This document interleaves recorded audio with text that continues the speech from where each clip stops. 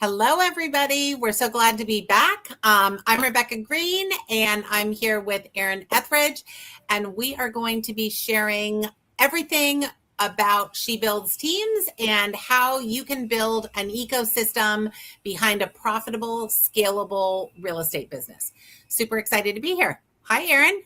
Hi, how are you? I'm excited to have everybody on board here, and we just feel that all women need some form of a team, so I'm excited that they're here.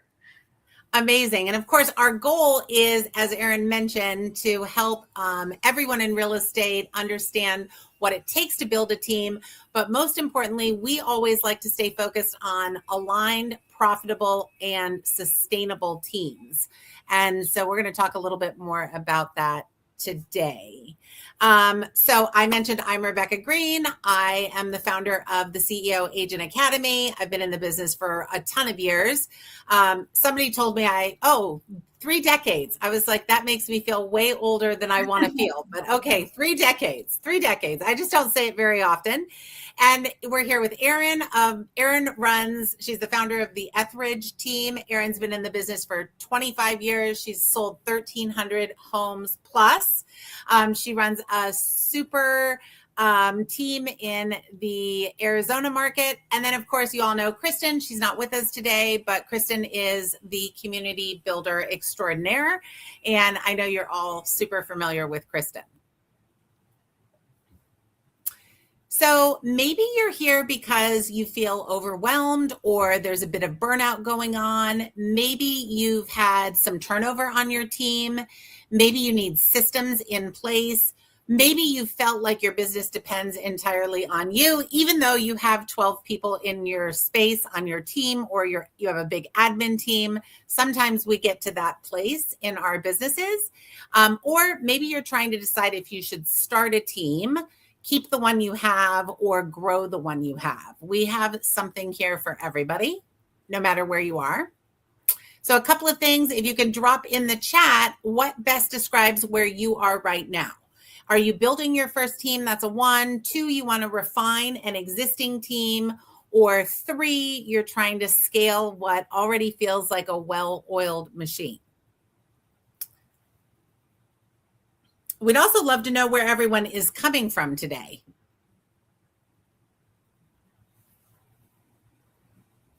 All right, so here's what we think about why most teams fail. We think most teams fail because they are built around personalities, not systems. Or agents hire, here we go, Sonoma County, California, love it. Agents hire too fast. Amy, while you're there, do you have a team or are you thinking about building a team? Agents often hire too fast. One of my favorites is, hey, Rebecca, I want to build a team. I really just think I need a person. And I'm like, well, a person, what do you mean? A person, I just need a body. So that leads us into a situation where expectations are never set. Therefore, they're probably never going to be met. Some teams fail because expenses are super high and profits are really low, and people don't know to monitor those things. There's a lack of consistency, leadership direction, lack of brand cohesiveness, and a lack of a consistent experience or service. And so we're trying to take all of the pain that we felt through all of the iterations of our team and make it easier for you.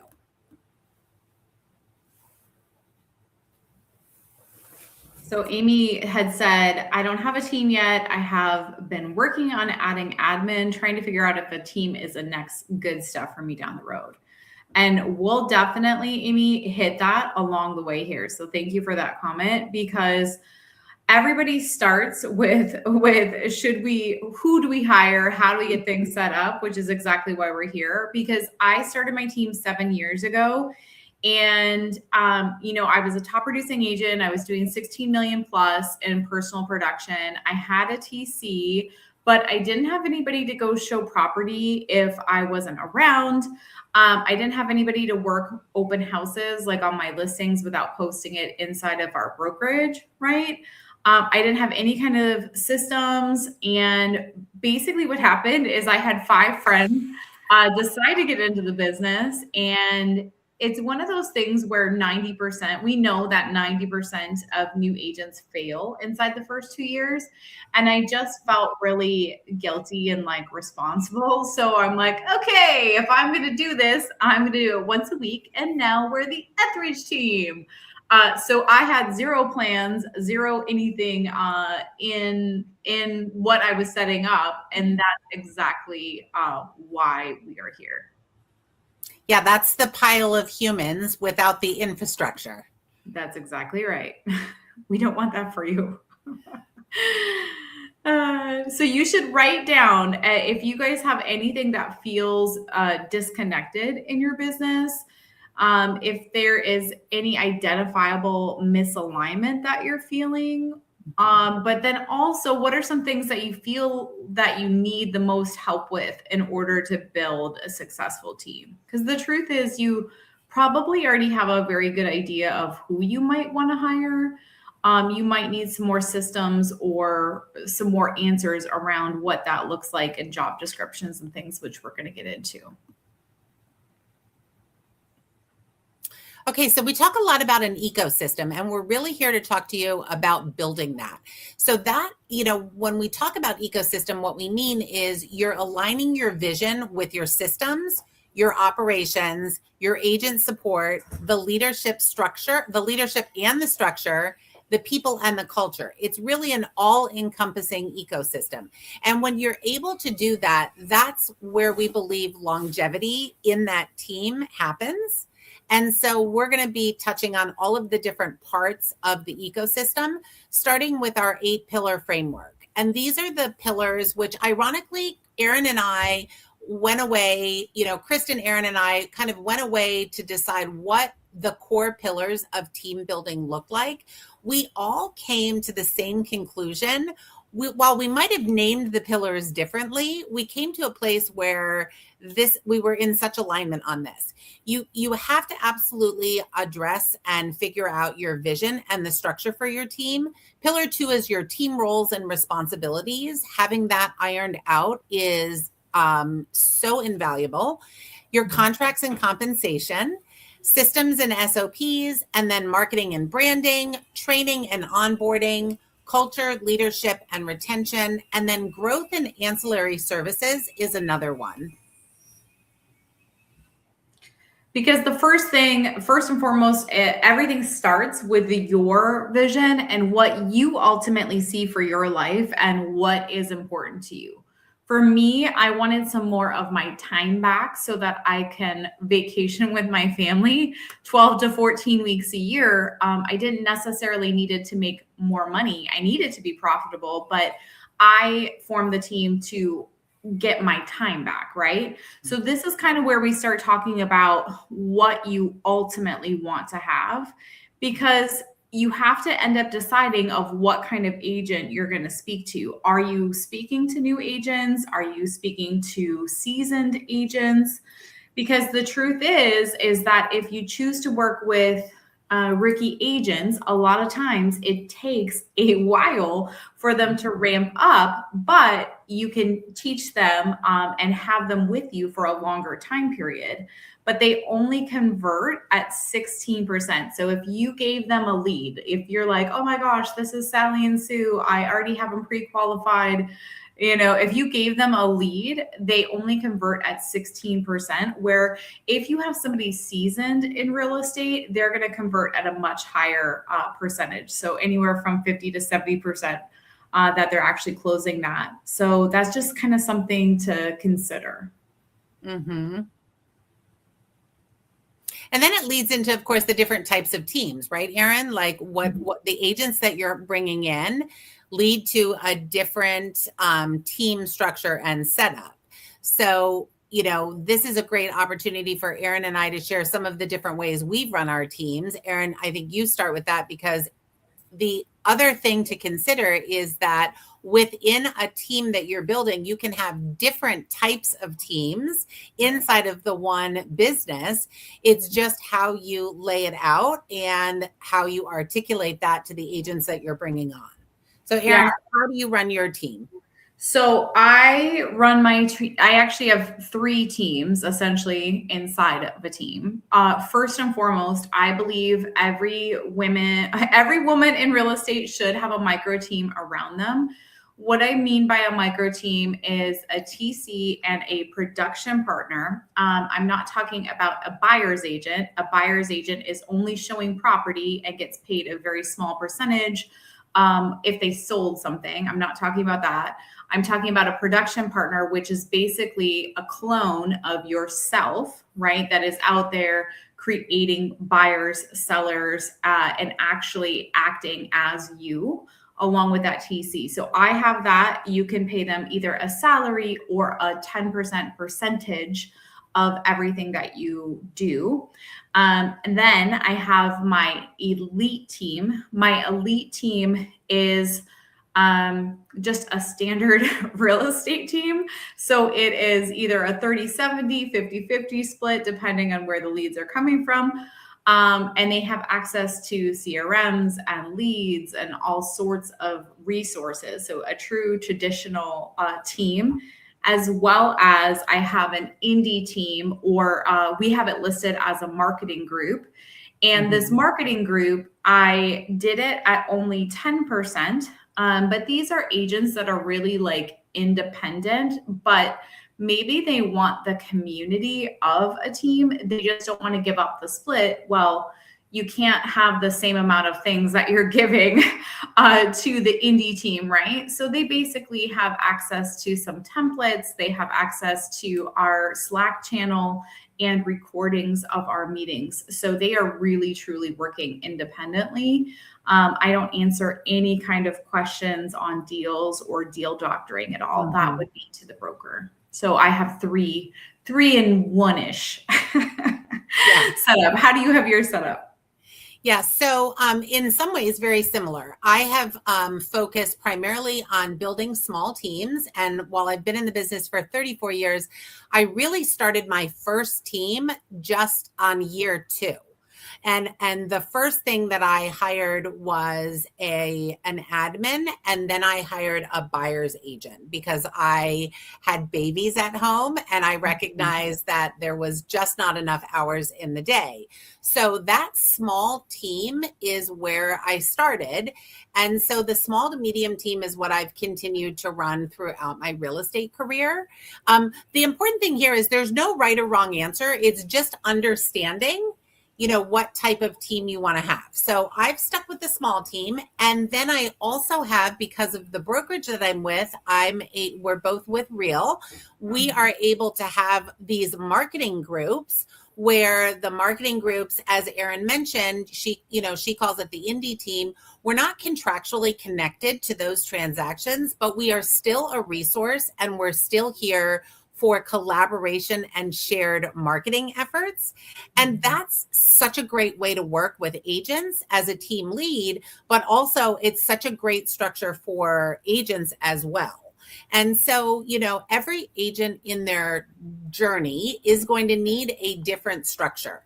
So, Erin mentioned the micro team where those agents are really supporting her business. The small team, while I have agents on the team, I've always been focused on helping them build their own businesses and helping them graduate into building their own teams. And so that leads to, what actually do you want to offer the agents that come in? And then the one thing we didn't talk about is the mega team. Erin, what do you typically say a mega team is? 50 agents or above, 100 agents? Yeah, it's 50 agents or more. And I've had a super big mega team I've had from 5 people up to 40 some agents like it. And currently I sit at about 12, 13 agents. So it's probably more of a mid-size team right now. Yeah. And all of them offer pluses and minuses, but it just wasn't, to go back to your point, Rebecca, it wasn't in alignment for me to have a whole pile of people if I was making more money just on my own micro team with my own deals, right? Without a doubt. Yes. Without a doubt. Those are some of the mistakes that like we're here to help you not make, because we often think that production equals profit. Right. Or people doing more production means more money, and it can mean the exact opposite. Yeah, because you definitely have, your profit is not what's left over, it's what you plan for. And I wish that somebody would have told me when I first started a team, because remember that it was my friends, right? So me being a top producing agent, I was like, oh, you can just give me 10%, right? I thought that I was doing right by people, but knowing what I now know is that if you charge somebody too little, and it doesn't align with your vision of like, I want to be able to provide marketing or pay for an admin or pay for an office, you have to take into consideration what you're charging now in order to pay for things in the future. Does that make sense? Like, right, of course, because because the market shifts, right? So like you have to prepare for the worst case scenario, not the best case scenario. Exactly, because I knew anytime that you start your own team, I feel like there's, just like when you start any new business where you get into real estate, there's a certain amount of costs, like, or startup costs, right, that are associated with you starting your team, but you really can't fund the team forever and ever, because then you're just running a nonprofit, right? So now I know that if you are running a standard team, paying for a CRM, any kind of leads, any admin at all, you must be charging a minimum of 30%, or you'll end up going backwards. So I didn't know that. So now you know that. So the takeaway here is production doesn't always equal profit. You have to remember that. You have to define how your business pays you first. As Erin mentioned, bankrolling a team is not a great idea, right? And not only are you financially backing the team, it's not paying you back, but boy, is that emotionally and physically draining as well. So we don't want to do that. You want to build your model around margins, not just GCI. That is so, so important. This fallacy of these vanity metrics of I did X amount of GCI and I did X amount of volume. I've totally been there and promoted that. And I still do talk about it because it speaks to credibility and experience. However, the real key is the profit. And as Erin said, I love this statement that Erin makes. Profit is not what's left over. It's actually what you plan for. And that's a really key part of the business structure that you have to pay a lot of attention to. Because ultimately, the first thing that we would tell you is that we want to have your roles and responsibilities kind of lined up before you did anything. And what I mean by that is if you choose to hire an agent or if you choose to hire an admin, if they don't have a very clear picture of what their expectations are and how do they know that they're winning, then it will start to kind of fall apart, right? For sure. So define functions before people, have clear job descriptions, measurable outcomes. What I mean by that too is if you hire an admin at $50,000 a year, that means that admin must contribute. You always want to have them contribute or earn $150,000. It's always 3 times whatever that salary is what they should be ultimately bringing in to the company. And sometimes that's really hard to understand from an admin standpoint. It could be taking that much off of your plate so that you are able to go and create that other 150 because now you've passed those jobs off. Or maybe it is somebody on social media and you want to have X amount of deals from social media. in order to earn 3 times whatever that social media manager is making. Does that make sense? Erin, that metric that you just talked about, when you have a salary that's X, you need to be able to make Y. Is that something that somebody told you right up front? Is that something that you had to learn the hard way? Yeah, that is firstly the hard way, because I basically funded my team. I was 3 years into the business before I don't know why it didn't dawn on me to have like a bookkeeper and a CPA for my business. So dumb, but I didn't, right? And so essentially, when he was going over my quarterly numbers, he's like, "Hey, Erin, like, I don't mean to step on your toes, but like, I just gotta ask, do you like running a nonprofit?" I'm like, "What? Excuse moi? Like, what do you mean? We sold 100 million. Like, what are you talking about?" And he's like, "Well, if we go back to all of the numbers, you made the money along with you and your production partner, and then you paid for the team, the team's admin, the team's social media, all of the buyer and seller packets, all of the team events. But essentially, the team did not make the money that you contributed, essentially, right?" And so I just learned a very, very expensive lesson. And again, you guys, I'm 7 years into this, so I didn't learn that until last year. Yeah. On the 3 times the salary. So from me to you, if you hire anyone, they need to be bringing in 3 times whatever you're paying them. Yeah. And that is so valuable, and definitely nothing that anyone talked to me about in all of my different team iterations at all. You touched on something as well. Leads often are the business, and leads are often commingling what they should be taking home with the team. And when we liken that to like any other business, that's not the way another business would work. And so it's very important to understand that going into it and be able to separate those buckets of money, so to say. Totally.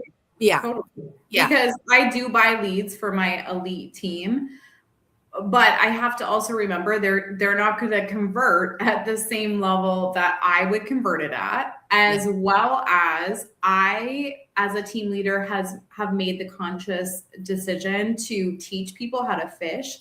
I'd rather teach them how to work their database and their SOI so that it can be a very long-term thing for them, versus just buying leads and then somebody becomes very dependent on the team, which sounds good in theory, but then it's kind of weird. It's not at all. And I'm 1000% behind you on that. And I've actually had team members join my team who came off of. So for anyone out here listening and are thinking about joining a team, there's valuable information here for you too. So to Erin's point about buying leads, delivering leads to the team, and that being a part of the business model versus showing an agent how to build a business that is a long-term scalable business, they're very different things. And I've actually had team members join me that have come out of a team situation where they have been in the business for 7 years. They've done a fair number of deals, but all of those deals were handed to them by the team lead through paid ads, generally paid ads. When they decided to leave the team, all of those leads were still the team lead's contacts. So 7 years into the business, these agents didn't actually have a business of their own. Right. And so that's where, and that's where for me, I'm happy to pay for leads as long as my team is calling them and they're being worked properly and converted properly. Right. But it's not saying that it's the end all be all, because what I found is that agents were going to be like so happy that we had leads coming in. But what I ended up finding is they actually want me to cultivate it, convert it, and just hand them someone to go show property. And that's just not what online leads are. They take six months to 2 years to convert. And that agent actually has to continuously follow up with that person. And I just kind of found that not all agents are built for that. Yeah. Okay, let's talk a little bit about different roles to consider, because I think when you talk about building a team, people immediately, and Amy had mentioned, like, I'm considering an admin, I think it's natural to go the admin route, or maybe a buyer agent, or, an agent concierge, somebody who's licensed that could, step in for you when need be. But there are lots of different roles to think about. There really are. And I feel like I had an in-house admin for 2 years paying 50, 60 grand, right? And I was actually able to last year end up find a VA that does very well. And I was actually able to convert that whole entire role to a virtual assistant. Now, is it the end all be all? Because there's some things in real life, like I have to go pick up my own signs. I have to, do certain things in real life without that person, but paying $12,000 a year versus $60,000 for me was worth that. For sure. But there are other in-house roles to consider even beyond that. Erin talks about house managers. Maybe you need somebody in your life just to help pick up the kids, manage the house, because that's going to allow you to stay in your own zone of genius where you are super profitable. It could be an in-house media team. It could be in-house staging. It could be a marketing manager, maybe a social media marketing. So team means there's been this negative wave for so long about, oh no, I'm never going to be a part of a team, or I'm not going to build a team. I'm doing it all myself. That is just impossible. I mean, just to cut to the chase on that, it is impossible for two reasons. One, there are only so many hours in the course of every given day. Right. Two, we cannot all be good at everything. I am an excellent negotiator. Social media drains me, right? So we cannot all be good at everything. And if we try to focus on everything, something's going to break somewhere along the line. So I would encourage people to think about team never in a negative way. Never. Well, and also, Rebecca, in addition to that, NAR came out with the stats from this last year that 70% of all transactions came from teams. So that means only 30% were coming from solo agents, which I thought was really interesting, because you just really can't run everything by yourself, to your point. You can't. Okay, so how you build your team, whether it be mega, mini, indie team, marketing group, however you build your team, whatever decision you make, whatever hire you make, there's really no right or wrong in that arena. Same thing with contracts. There are lots of options, and there are some wrong things in the contract world, but the one non-negotiable is that you absolutely positively have to have contracts for every member of your team. That is a buyer agent and admin. The contract component is non-negotiable. We would never sell a home without a contract. It's the same thing in the team building space. So what should your contracts include? And we're going to just stop right here. Neither of us are attorneys. Neither of us are accountants. Neither of us are bookkeepers. We run great teams. We've been in the business for a really long time. We've made a lot of mistakes. And I know my team contract, I'm probably on version 68. So this has just come from experience, but we are going to say that you should always check with a local attorney, because what is allowed state to state is very different. So we want to make sure you're compliant. But in general, contracts should include the roles and the responsibilities, definitely a compensation structure. No one wants their pay to get changed at the closing table. That's really not fair to anyone. And it's more management for you not to do it upfront. Lead ownership, who owns what, super important. Expectations and standards, not just expectations, but what do I mean by standards? Like, how are the agents on your team meant to work with clients? And there are a lot of team leads who will deal doctor for their agents, but they don't get involved in a level of standard and or a level of care. And somewhere along the line that breaks, right? That is because now you have, as the team lead, maybe you get awkward phone calls from another agent saying, hey, your team member did A, B, and C, and you're horrified. But at the end of the day, you probably never talked to them about why they shouldn't be doing that. So while it sounds overwhelming, it's not. We're going to help you with that. It's just really important to make sure you have that in your contract. You also want the accountability and the consequences. Erin runs the consequence part of her team, and that, like, in such a beautiful way. And so I'm excited for her to talk to you about that in a bit. And it's something that while I've always had, it wasn't as structured as what Erin's was. And so that was a recent edit I made to my contracts. Termination clause, confidentiality, non-solicitation, and then resources that you're providing. Like, what is it that you're actually covering for your team?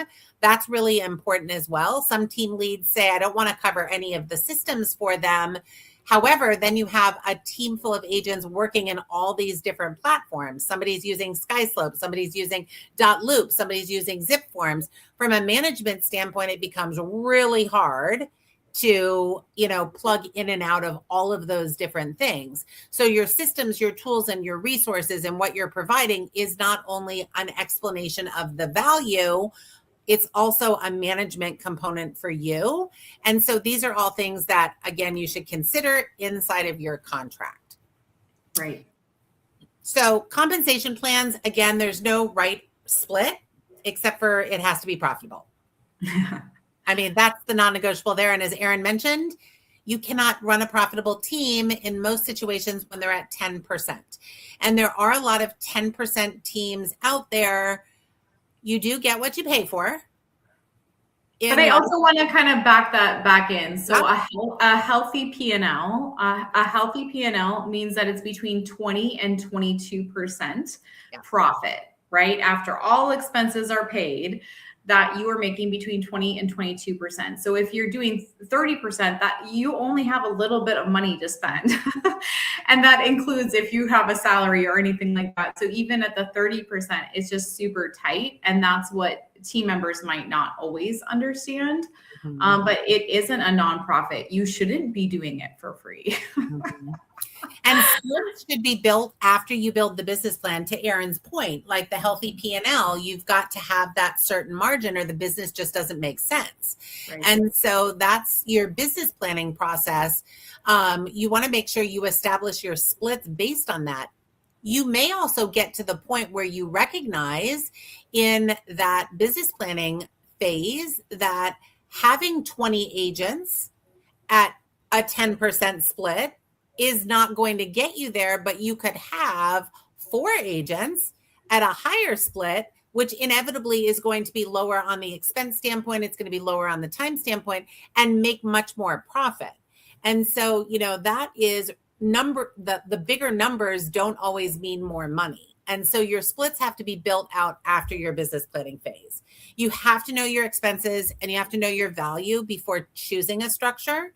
And then you want to treat yourself, we touched on this, you want to treat yourself like an agent on the team. You don't want all of your income to go back to the team. You need to be paid something. And as Erin mentioned, the best way to do it is really you get a salary for the team management, and then you're getting commission splits back to you, just like any other agent on the team is getting the commission splits. And then you're also paying a portion of your commission into the team. That's really the best way to do it, but it often takes us a lot of years to get there. And then your production is your income, which I sort of just mentioned as well. You can't funnel everything back into the team because you're going to be burnt out and broke. Okay, systems and operations are really the backbone to freedom. We believe this so fully that you have to have systems in place, and you have to be in a position where if your business, where your business doesn't stop when you leave, right? You don't have a business if it completely shuts down when you step out. You have a job. And so the systems and the structure help fix this. And I will have to say, Erin, chime in here. Your team members expect you to have structure in place. That is one of the primary reasons I find agents are looking for teams. Right. Like for us, one of the best things that we set up right away was like an internal intranet. Just because Google Drive can be super messy. Same thing Dropbox wise. Like we wanted to have all scripts in a place. Mm-hmm. Here's the team calendar. Here's the team calendar. Here is if when you get a buyer, here's the checklist. Mm-hmm. When you get a seller, here's the checklist. We wanted to have everything in one place, and that's worked out really well, along with our Slack channel that people can interact with each other, and everything's just very well organized of like, hey, I'm looking for an open house, or this is a coming soon. It's all very well organized on there. Yeah, for sure. And it creates a culture. Right? It creates like a cultural element within your team when everyone is operating out of those same systems, right? Mm-hmm. It creates that consistency and that repetition. So you want to make sure that you've established that, what it is that how you're going to run your business. What do those operations look like? Because one thing we know in real estate is that marketing is often overdeveloped and operations are very underdeveloped. And that's the scalable part.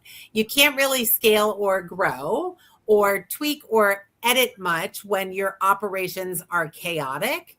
And your marketing is actually going to convert at a much higher rate if you have good operations in place where there is a consistent lead follow-up. There is a process and a procedure for working with buyers and sellers. And as Erin mentioned, those scripts and those templates. We deliver all of that inside of this She Builds teams. We're actually handing those playbooks over. We've also built some really great AI tools for community members, She Build team members, so that they can plug in and use AI to help them set some of these things up. But I also think too, Rebecca, in this space, one of the things that team leaders must have is either a Loom video or some other thing like that, right? Because you end up, if you work with first-time home buyers, you have to repeat yourself many, many times because it's the first time that they're hearing all of this information. It's the exact same thing with team members. Yeah. And so we found that having basically a library of Loom videos of any time that you have to repeat yourself more than one time, it's best to go ahead and have a Loom video showing them, here's how you pull comps. Here's how you write an offer. Just not that you're not going to teach on those topics, right? But just, you don't want a phone call at midnight, right? Mm-hmm. That somebody's trying to figure out how to write an offer. Like that's not fair to anyone. So we found that really helpful also. Totally agree. And you build that really robust library, which is now something and this is the ecosystem talking, right? That's now something you use as a value proposition for recruiting new agents. Mm-hmm. Right? We have all of these training videos available. We have a library available. Okay, so another part of the operations and the system component is the consistency in your process is so very important. And that repetition creates confidence. And the team consistency actually elevates the quality of service and it creates a really strong brand identity. So there's another value add there for making sure you have your processes dialed in. The leadership and the overview and the management is also much easier when you have consistency in your systems. So what are some of the systems we're talking about and how do we streamline them? First and foremost, technology should make your life easier, not more complicated. And that's one of the things that, I get in my space because I work with agents to level up their operations and their systems, is that you onboard all of this technology and it's not making things easier. It's actually making things worse. The process, the procedure is overcomplicated. And in real estate in particular, there are all these tools And some agents are spinning all of these different plates, and those tools never actually communicate with each other. So streamlining your tech stack is really important. And before you add new tools, you should always be evaluating what you already have and what problem you're looking to solve. But the right tech stack is going to create huge efficiencies. And in running a team, you need those efficiencies in place. For any of the moms out here, it's like running a household with 3 children.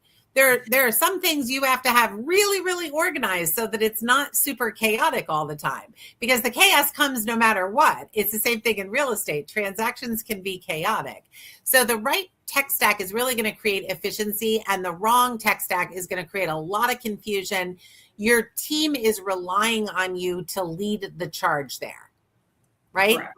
No team member wants to join a team and the team lead can't answer the questions about where to find things or what systems are in use or what the process and procedure or the operational expectation is. Correct. Okay, I'm not going to go over all of these, but you should have a CRM. A lot of tools do multiple things. You definitely have to have a CRM. You should have an email marketing platform.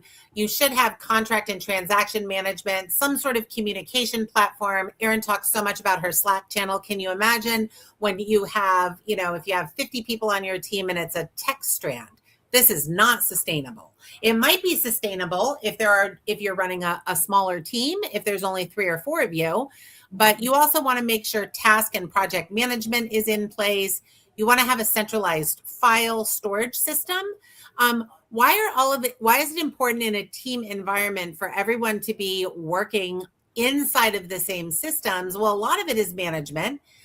When you have an admin that maybe you cover the cost of the admin, it's not fair to the admin to have to pop in and out of a million different systems for all of the different agents on the team. And I know sometimes I say that and people are like, well, of course everyone has to be using the same systems, but I can also assure you that's not always the case. And sometimes it's a team leads, there's a fear of, I really want this agent to join my team, but I can't tell them they have to use Zip Forms instead of SkySlope, or I can't tell them they have to use Dropbox instead of Drive. You just have to set the expectations up front. And that goes into, the framework that Erin talked about at the beginning. Build your framework out and make those decisions so that it's easier to communicate moving forward.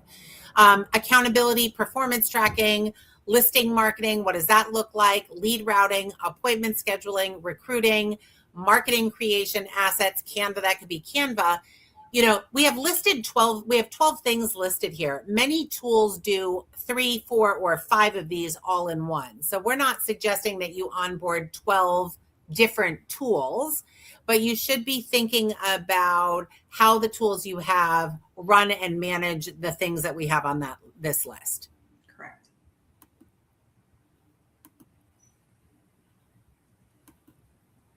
Okay. So we are branding. Okay. Branding that attracts the right people. Branding can mean signs, it can mean logos, it can mean colors, it can mean fonts, but we're actually talking about it as a business decision. And in this space, some examples of the business decision. Erin, let's talk about brand standards within the teams and how you and I have done a couple of things differently. Because for us, when we talk about branding as a business decision, we don't really mean the fonts and the colors. Yeah. We mean the representation of the team kind of in the public. Right. Like how you show up. Because I know that Rebecca and I differ on several things, but there's good reasons that we have on either side. It depends on where we both align, right? Of like, for instance, on my team, I allow the agent to brand themselves. they can use whatever email they want to. I don't make them use a team email. The only thing that I am strict on is that I want to make sure that it's a .com. I don't want it to be a Gmail. And the main reason for that is if I walked into a doctor's office or a lawyer's office, like we're making doctor and lawyer money, right? I don't want to see my lawyer have a Gmail. Like, I just feel like they can spend the $3 a month, right? Or whatever that is to have that domain. I just feel like that's an important piece to that. The one thing that I do require them to use is on all cards, all emails, everything. I want to make sure that it is the team phone number. And the reason why that is, it does connect to their cell phone number, but anything client facing, I want the call to come in and be recorded. And it's a CYA for that agent, for me, but it's also a way for me to hold them accountable. When they say like, oh yeah, I just made phone calls from my cell phone. No, they didn't. No, they didn't. So it's a way for me to monitor very easily inside the CRM. I can just look down and see how many phone calls were actually made. They're still calling from their cell phone, but they're calling from that Ethridge team number. That's huge. Another branding decision is signage. So Erin mentioned, let's go back to the email for a second. Erin mentioned her process and her standards for the email. On my team, I do require that my team use the @sellingportlandrealestate.com email address. That was a decision I made early on. There's no right or wrong answer, except for the fact that you have to pick a lane and you have to stick with it, because you don't want one agent on the team doing one thing and another agent doing something completely different if you've said that those things aren't a part of what's acceptable for your team structure. So, the consistency is the important part. But so I have it set up a little bit differently. And then signs are another branding decision. What do your signs look like? So go ahead, Rebecca. Yeah. For my team, we all use the same sign panel, and it's all sellingportlandrealestate.com team with the real brokerage logo. And then my team has their own riders, and those riders have their own phone number on them. They can add a second rider if they wanted to do a QR code. So my goal is to get calls directly to the team member, on any sign calls. But I also wanted the consistency of the sellingportlandrealestate.com brand. Erin, how do you handle your signs? So my signs, as long as they have real broker, the Ethridge team, they can even have their own logo, but my logo colors can never change. I had early on, I didn't have that as a standard.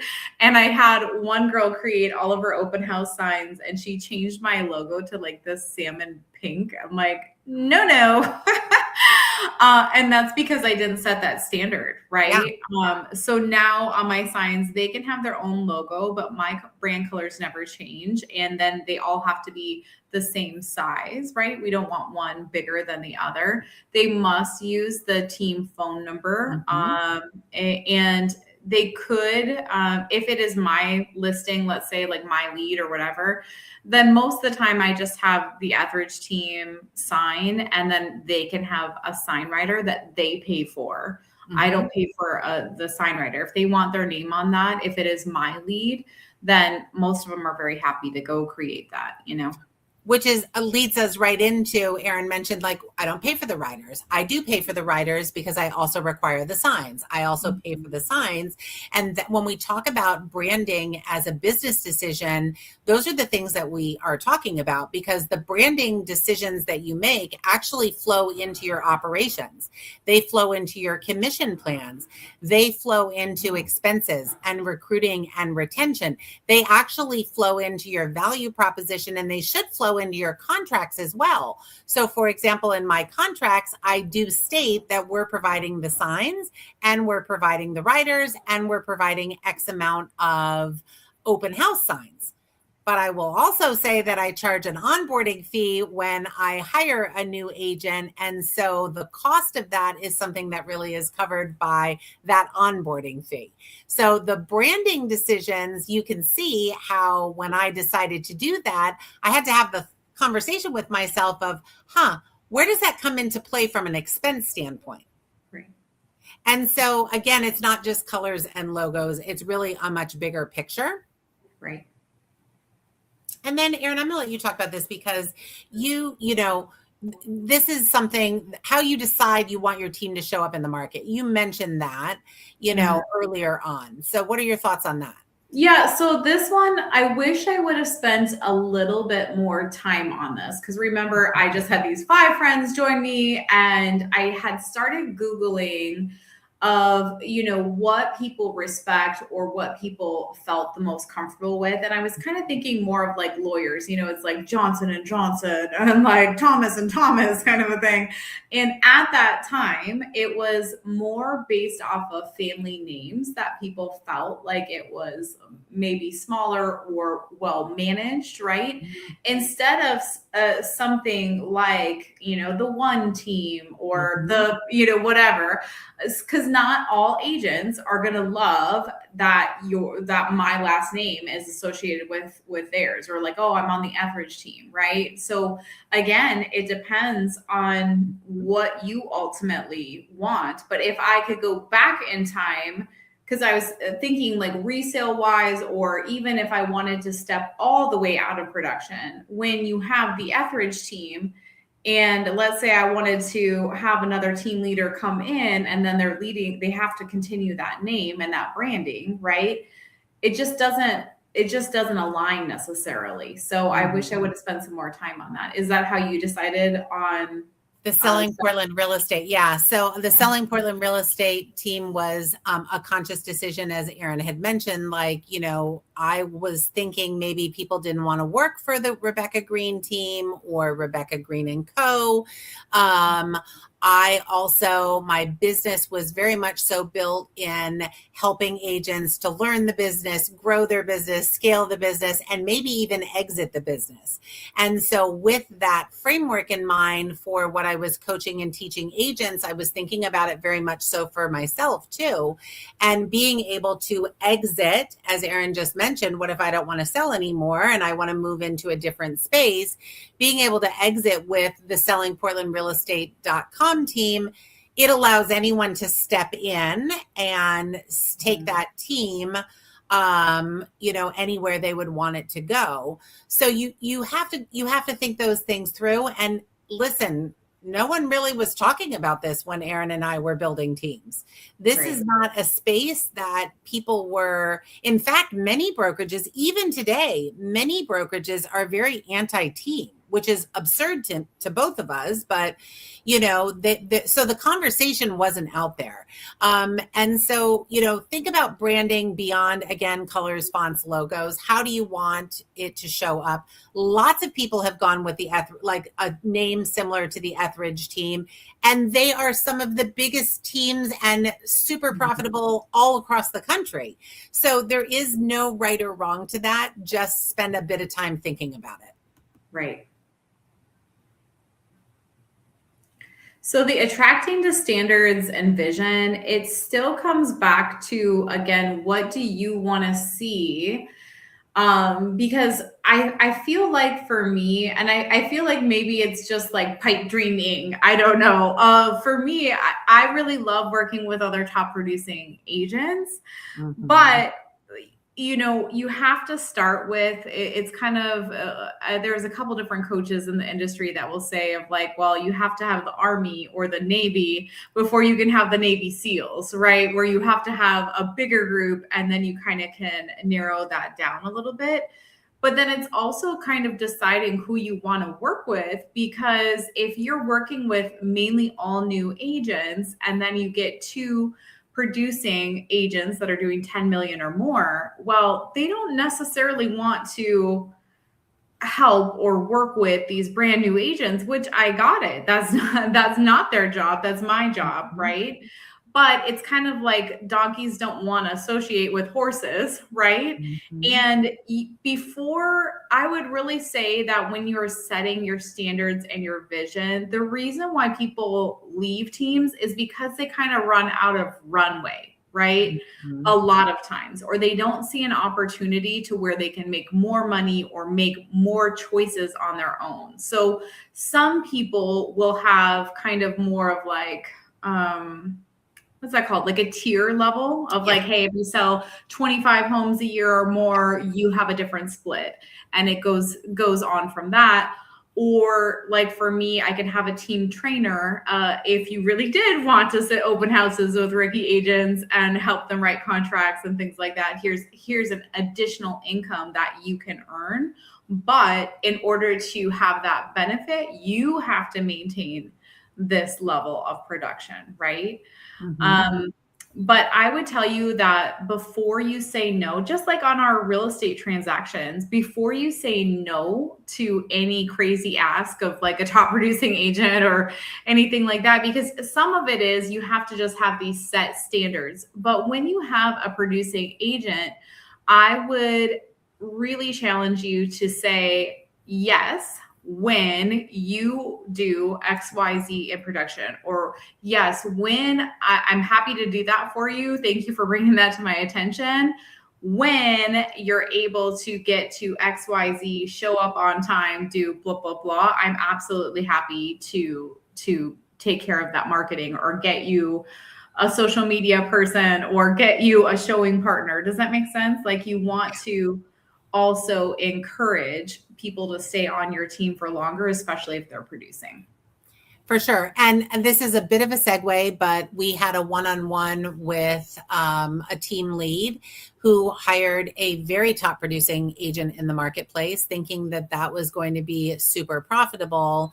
And in fact, it was the exact opposite because it took so many of the resources away from other agents in on the team. And so, the standards and the vision are just so very important.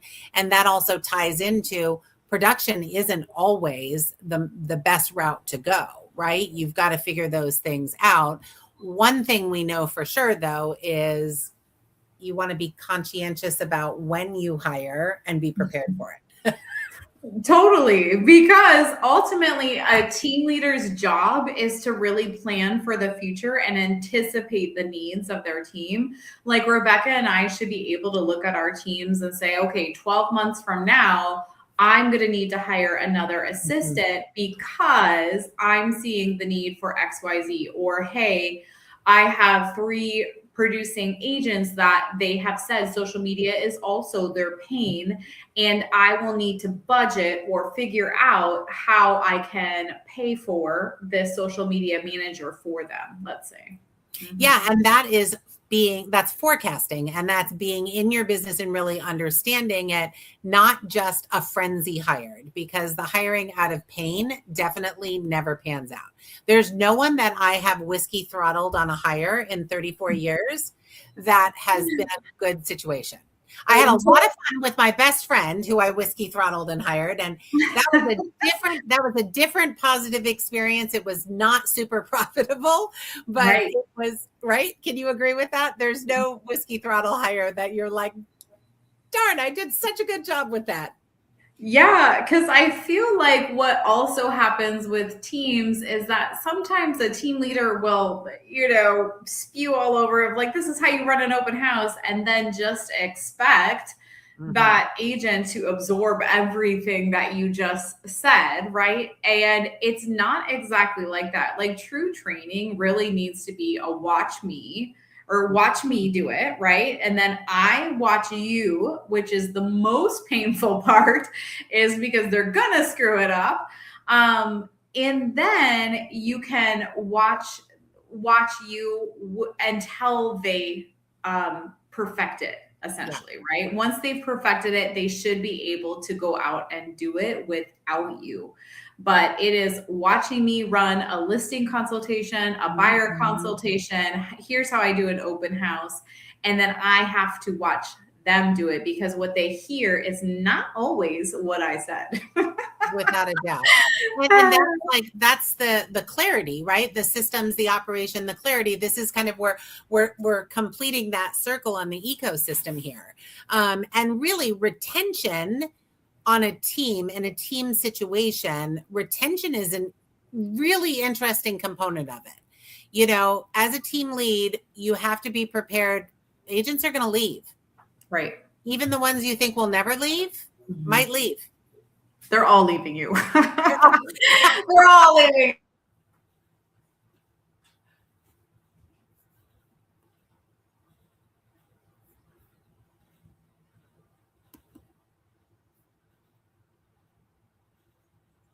Is because team leaders are the ones that are bringing in new talent into the brokerages, in my opinion, from what I've seen. For sure. Right? Because I would say, again, coming back down to your vision, as far as magnetizing your message, it's like, okay, a small team like Rebecca and I can spend some more one-on-one time on with people on a small team. But if we had a mega team of 50 some agents, not only is that not possible to spend time with that many people, but if you think of it from a CEO standpoint, you don't want, like, a true CEO would never spend time with like a janitor necessarily. You might say, hey, what's up? But that is somebody else's job and role to watch over that person. So if that is the case and you're running a mega team, it really needs to be your top 5% of who is producing. And that's where you spend your time with them, because they really want your time, right? Like they want to be you and want to, really emulate exactly what you're doing. And that made me think of something else that, you and I have chatted about quite a bit. Like, I run a smaller team. So that has always been part of my business model. With that goes, those agents have to be producing at a certain level. It's a non-negotiable. Because if you have a small team and no one's producing, it's problematic. If you have a medium to a large team, everyone should be producing. But if you have a medium to large team, you have more agents that are bringing deals in, right? And so could be a balance there. But, the magnetizing through your messaging is, the team, in a small team environment, the agents on my team understand there's a minimum number of transactions they have to do every single year to stay in that inner circle team. One of the values of having multiple levels of teams inside of your business is that if they're not producing at a certain level to be on the inner circle, I'm spending more time with them, I'm deal doctoring with them, I'm spending more one-on-one. They can move into the marketing group and still be a part of the community and the ecosystem. And so another consideration to think about, but I'm able to magnetize all of that. I'm able to speak to that so clearly, and it attracts a certain level of agent because they're like, yep, everyone around me is producing. Yeah, exactly. Because agents come to you with, the belief and understanding of all of the things that you've sold them on. So you have to have that follow through. Yeah. Otherwise, if you see agents leaving a team very quickly, it's because you have chaos behind the scenes and they're like, whoa, I thought it was this, and instead it's this, right? Yeah.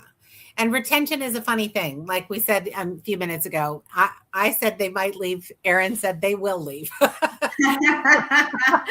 Well, I mean, ultimately, people, generally speaking, stay on teams for 2 to 5 years. Like, that is the average, our industry average. It doesn't mean that people won't stay with you for 7 years, 10 years, 20 years. It's not saying that you won't have some of those team members, but we just have to understand that there is kind of a natural ebb and flow of teams. And the team that I started with is nowhere close to the team that I have today or the team that I had 2 years ago. Yeah, without a doubt. And your needs change as well. And so a team dynamic or the agents on the team could shift because something has shifted in what you need. And that's okay. That's part of the process. I have one team member that's been with me for going 14 years, going on 15 years, maybe. That is an unusual situation. But her role within the team has shifted as my business has shifted. And so, it's just something, I guess what I'm saying here is, again, retention, as we have here on the slide, retention begins before the hire, without a doubt. You have to prepare for that. But what I'm also saying is, don't be afraid to lose agents when you know you need to make a change. Yes. And I feel like that is such a strong statement, Rebecca, is because I didn't want to remember my 5 friends, I didn't want to bump my prices. Like when I found out that I was running this nonprofit, I was like, oh my gosh, like I can't go back to them and tell them I'm losing money and what will they think? Like, I should have been like, they're stealing from my family. I'm stealing my joy by paying for this team instead of the team making me money, right? That this is just something I have to do for the best interest of myself and the team. Yeah. And the pivot is, the art of the pivot is something that is learned over time, and it can be super scary, but in the end, you get to a much better place. Then it's kind of like staying in a bad relationship, right? Then, and a team can kind of be that if you're not super aware and super cognizant of it. So retention, while it is super, super important, going back to the very beginning where we started, is that a team should be based on your vision, and it should be aligned with your vision. And as your vision changes, the team might look a little bit different, and that's completely okay. Totally. Because you have to lead with clarity and boundaries of, just to Rebecca's statement, that it will ebb and flow based on the market, what your needs are. Because I think that for me, I absolutely love, I love seeing and helping agents grow and teaching them how to fish so that they can have the life that they want to have, right? For me, I just love that aspect of it. Maybe that is my nonprofit aspect of it, but I also still love buyers and sellers. At some point, that might change for me. Yeah, for sure. But we have to lead with clarity, boundaries, and values. And what that looks like for myself and on my team is essentially we have everything laid out to, if you don't do this. So remember, all contracts, it is that you have to have a consequence. Like if this happens, then this, right? And so we have these personal improvement plans, or PIPs. And essentially, anytime that I have a team member have 2-0 months, that usually means they're not doing the things that we had all agreed to together that they were going to do in order to earn business, because I don't make money unless they make money. And so I really feel like a PIP is something that I'm doing for someone and not to someone. And so we give a 30-day turn time that they have to have X amount of phone calls, X amount of conversations and emails and open houses and different things. And if they choose to not to, if they choose to no longer honor the contract that we entered into together, then I have to offer them the door, right? Erin, can you just clarify? You say 2-0 months, so you mean 2 months with no closings? Yeah, 2 months of no closings. Generally speaking, that means they're not talking to enough people. For sure. And it means they're not talking to enough people, and or they're saying something super weird to people. I've had that a couple times now where I'm like, okay, if we log into the CRM and see like, okay, they're making hundreds of phone calls, and then I start listening to the phone calls, I'm like, oh no. Yeah. And that again comes back to that coaching of watch me, and then I have to watch them or hear them so that I can help create where they're missing that boat, right? So we look at all of the stats before we put somebody on a PIP, but it's not fair for a top producing agent to see Joe Schmo hanging out for 6 months, not selling anything. Like that doesn't motivate that top agent. They don't want to interact with that person that is not performing at the level that they said that we all agreed to, right? That my team is, or that's what I've decided my team is, right? It excites me to help, right? But yeah, 2-0 months is what triggers the PIP to go into place. And what Erin is really talking about, something I say all the time, is you absolutely can't grow what you're not measuring. And so the accountability component, not only is Erin talking about the accountability for maintaining a certain level of engagement, a certain level of phone calls, she's also talking about monitoring those metrics as a team lead so she can dive in and help the agent with better conversion. If you're not tracking that in some way, or you don't have your pulse on that, it's very hard to help an agent grow, change, and get better. Right. So that's, again, the ecosystem coming full circle with the systems and the operations and the expectations, getting you to a place where now you're really like monitoring the accountability, and you're monitoring what agents are doing in order to produce or not produce so that you can help them. That also ties into your value add, right? You know, how there are some teams where there is no coaching like that. There is no Erin listening to the phone calls and helping them. So if you're on this call and you're thinking about joining a team, that should give you some great metrics of what to ask for in a team lead also. Correct. Right? Correct. Because ultimately it's setting up those clear expectations, and then you have to remind your team of those things often, right? You have to inspect anything that you expect of your team.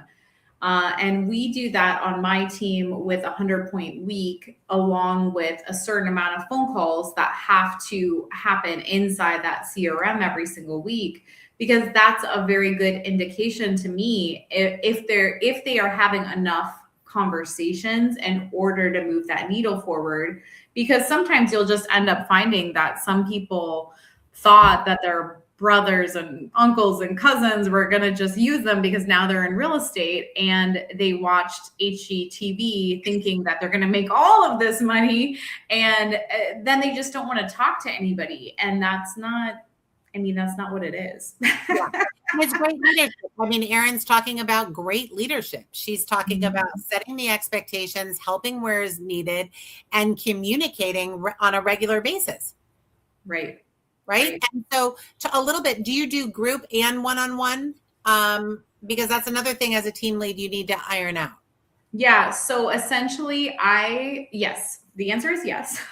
I do quarterly one-on-ones, and that is important for me to spend that time recognizing what happened that last quarter, and what needs to happen moving forward if they still want to hit those goals, or if we need to lower the goals because they are not willing to do what it takes, right? Like it's just getting back on the same page of that. But then also inside those quarterly one-on-ones, I really want to find out what really is important to my team member, because sometimes it's money, but sometimes it really is spending more time with their family or making enough money in order for them to go on those vacations or whatever. And it gives me the opportunity to really kind of dig in and then be able to remind them when they don't want to go to work of like, hey, Andrea, like, you know, I logged into the CRM today and I see that we haven't made any kind of phone calls. You know, firstly, are you okay? Yeah. And then secondly, is it still important to you that you earn enough money in order to take your daughter on that Disney cruise for the fall? Or has that changed? Right? Like that just kind of hits a little bit different than like, you're not making me enough money. Of course. Right. And then there's an element as a team lead, there is an element of, you know, reward in watching people meet their goals. There's an element of reward in helping people achieve things they may never have been able to achieve, or they may not have thought they could ever achieve. And so that comes into play with when you're deciding what you're building and what it looks like, right? What are the things, Erin says it all the time, like fill your cup. What are the things that fill your cup? You know, a great piece of advice, I think, is to not try and fill your cup with things that don't authentically fill your cup. Right. Because then I have the quarterly one-on-ones, and then we as a team, like my next team meeting, guess what? We're done with quarter one. Did we hit our goal? Did we not? Like it's important as a team leader, like they're looking to you for that structure, right? And they're looking to you for that accountability. And did the team hit their goals? And if they didn't, what are we going to do to rectify it for the next quarter as a team? Do we need to bring in some more team members? Do we need to make some more phone calls, do some more open houses, work our sphere, like do a client event? Like what needs to change in order to ensure that we hit those numbers for that next quarter? And also it's an opportunity, which will lead into the next pillar that we're going to talk about. It's an opportunity to find out what your team needs. That's a responsibility as a team lead too. You can't always say yes, because sometimes you'll get crazy requests and you're like, wait, what? No, I can't hire you a driver.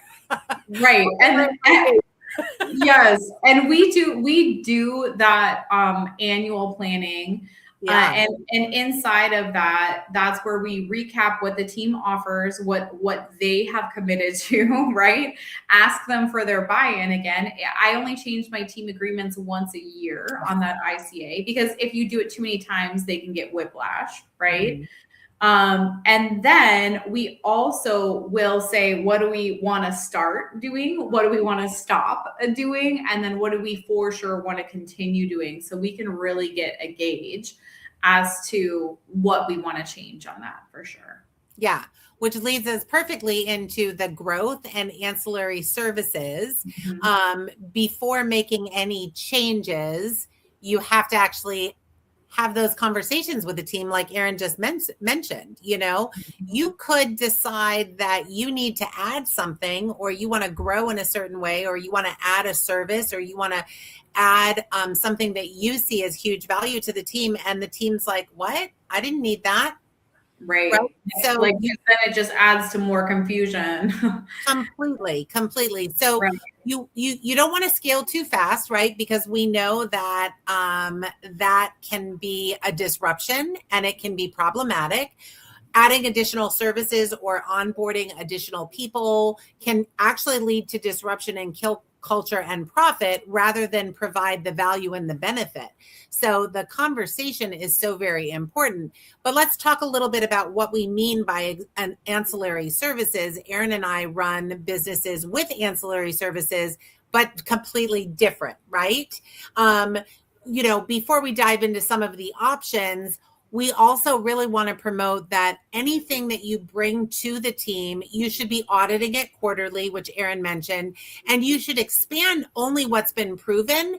And you got to watch the profits and the attrition of anything. So for example, if you were to bring in, and I've seen team leads do this, where they brought in an in-house photographer and videographer, and then none of their agents were using them because their agents were, you know, had relationships with other photographers or other videographers that they had been using for many, many years. So they didn't want to break that relationship to jump ship to the new photographer or media team, right? So that's an example of great idea, great hire, super expensive. And if no one's using it, it's no value.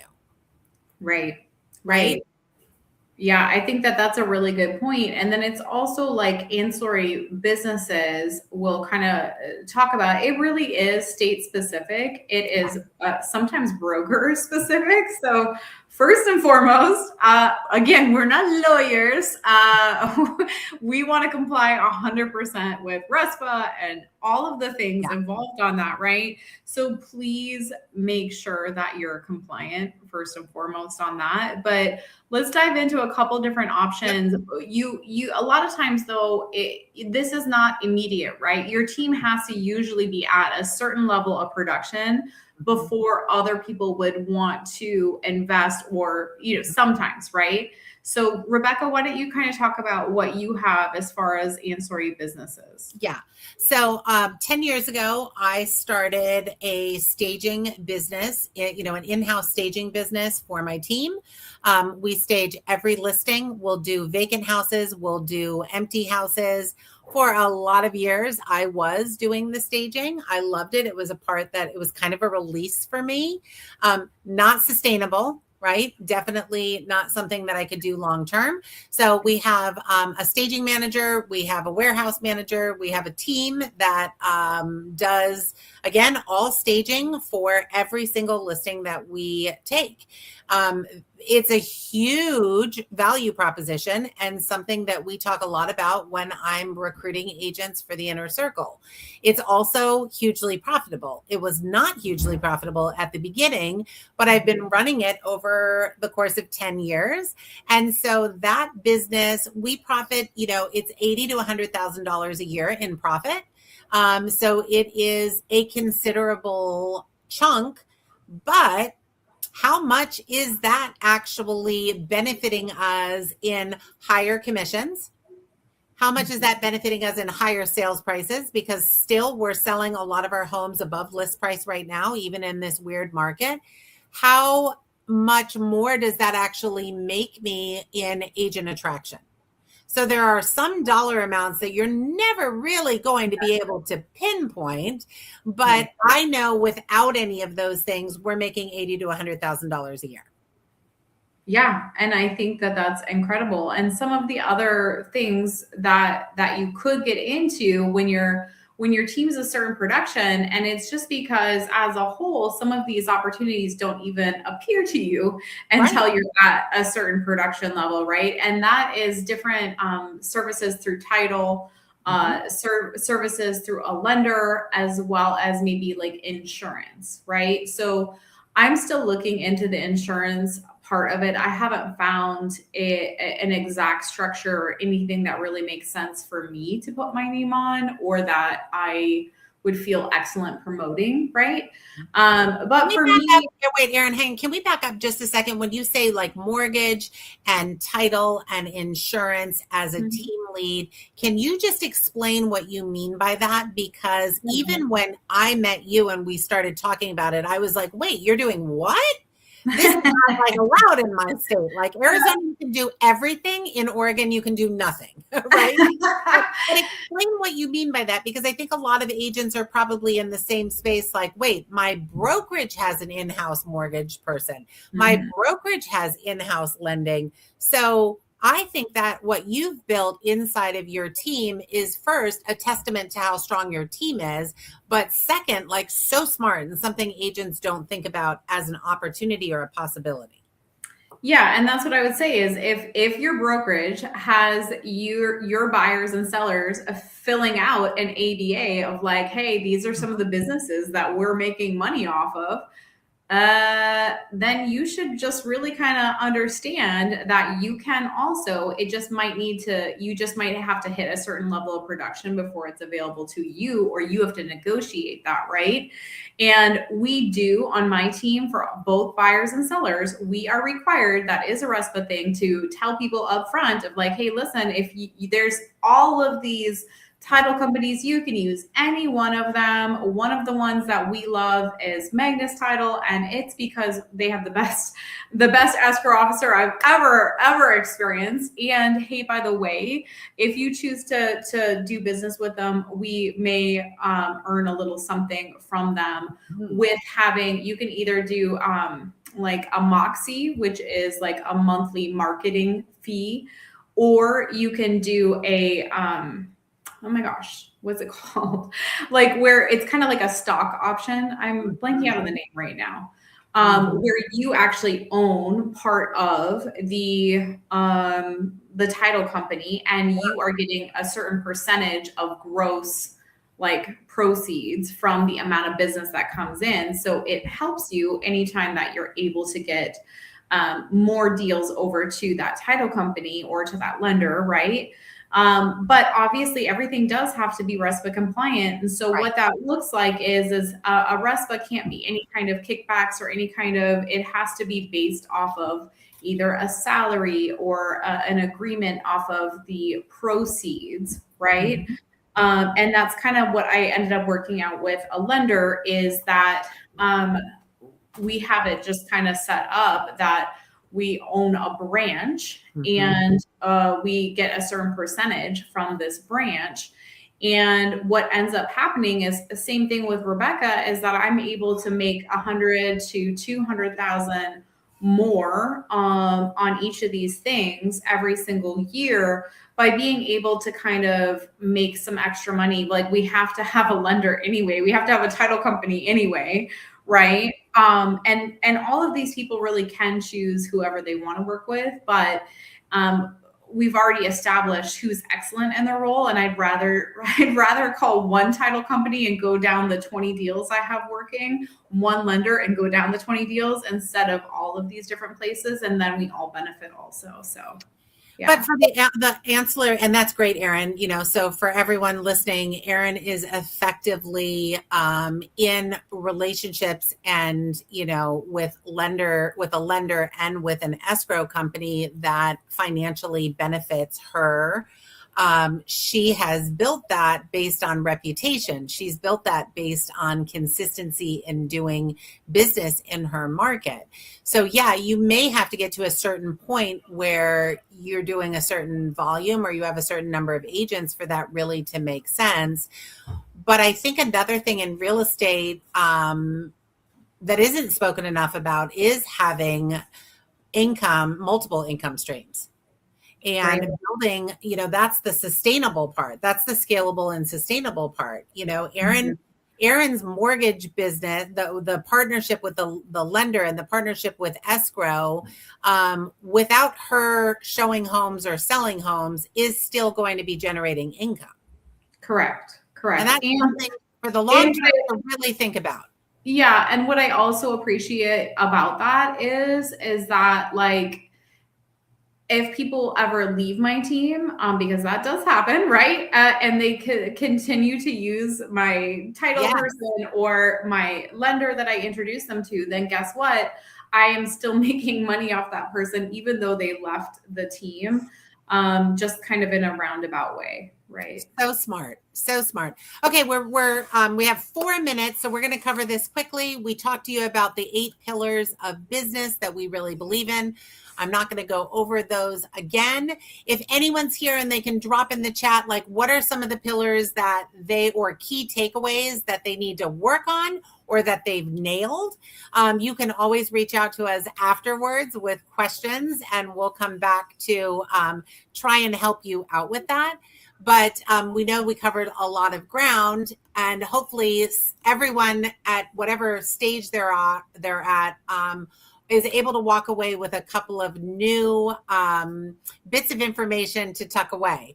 So tools, we have 4 great resources for you for showing up today that we're super excited about. We always want to deliver actionable items. And, right here today, you're going to have access to a business plan workbook. This business plan is a step-by-step guide that walks you through your structure, your profit, your purpose. It is fillable. It is online. You can share it with your team. It's really comprehensive in the sense that it's not just about transactions.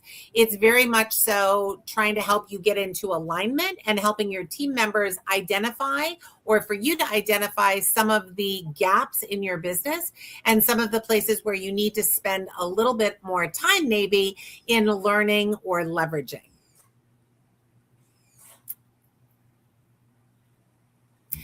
Okay, the next one is the handbook. And this handbook is a combination of a handbook that Erin has been using for many, many years, and some of the things that we have inside of my team. So you're getting points of view from multiple team structures. And your team handbook is where you're clarifying roles, the expectations, the accountability.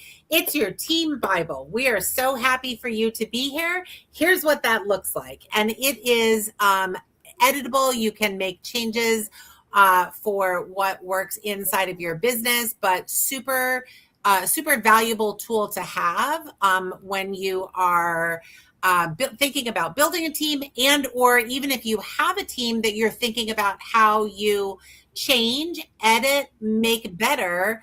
The handbook might be something that you need to focus on.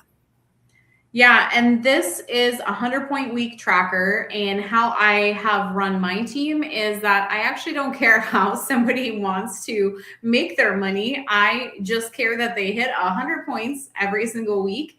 And what that does is allow me to see what they're actually like working on. So we've given point values to all sorts of different things. Obviously, it's editable. You can change it to whatever fits your team and what might work for you.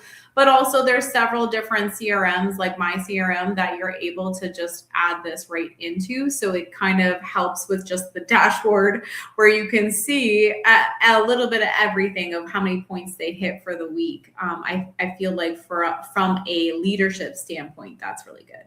It's an amazing tool that I'm grateful that Erin shared with me. I've implemented something very similar inside of my team and hadn't been doing it at that capacity before. So I do love it. Okay, the last one is a leadership communication pack. This is just some awkward conversations that you never thought you would have to have, and some guidance in how to handle those situations.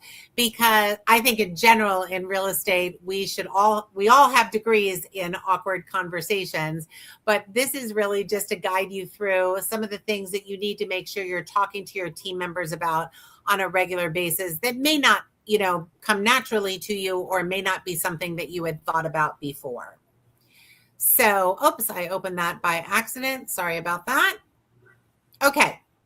And this is for everybody that signed up for the webinar. Yes. It will automatically get sent out to you. If you're watching this on a replay, you might just have to send a DM into Moms in Real Estate just because they don't know what email you're at. Good reminder. Yeah, exactly. Okay, so we are in the process of launching She Builds Teams, and this is an intensive where any team leader can come to the table, meet with us on a regular basis, get a bird's eye view into our live working team systems, management, leadership, hiring, firing, retention, the entire ecosystem. It is a fly on the wall opportunity that I wish I had had all those years ago. So I didn't gain as many gray hairs and wrinkles from all of the different team iterations. But inside of that intensive, we're working with their live sessions. We're working with agents to help them complete team structures. We're spitballing compensation plans. We're sharing compensation plans, not just Erin and I's, but we have an amazing group of guest coaches that are helping in the She Builds Teams intensive by delivering what they've been using. We're talking about team building and systems, onboarding, the leadership framework, an entire team building, business in a box, so to say. We're super excited about the opportunity. One of the reasons that we found that we